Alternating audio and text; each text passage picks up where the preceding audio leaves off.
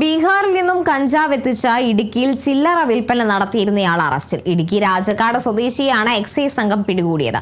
ഇയാളുടെ പക്കൽ നിന്നും കഞ്ചാവ് വാങ്ങിയ അച്ഛനും മകനും അറസ്റ്റിലായി.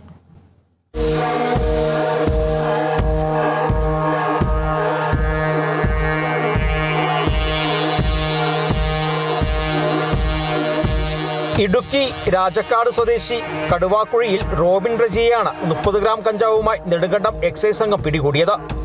ബീഹാറിൽ അധ്യാപകനായി ജോലി നോക്കുന്ന ഇയാൾ 2 മാസത്തെ അവധിക്ക് നാട്ടിലെത്തിയതായിരുന്നു.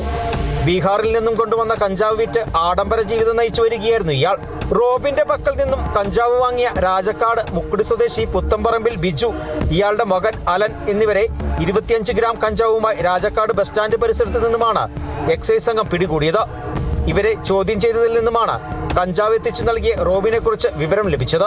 രാജക്കാടിന്റെ വിവിധ ഭാഗങ്ങളിൽ നടത്തിയ പരിശോധനയിൽ 6 ഗ്രാം കഞ്ചാവുമായി കൈത്തുങ്കൽ ഷാൻ, കണ്ടതിൽ ഷൈബിൻ, കയ്യാനിക്കൽ സഞ്ജീവ് എന്നിവരെയും എക്സൈസ് പിടികൂടി. Kerala vision news, Idukki.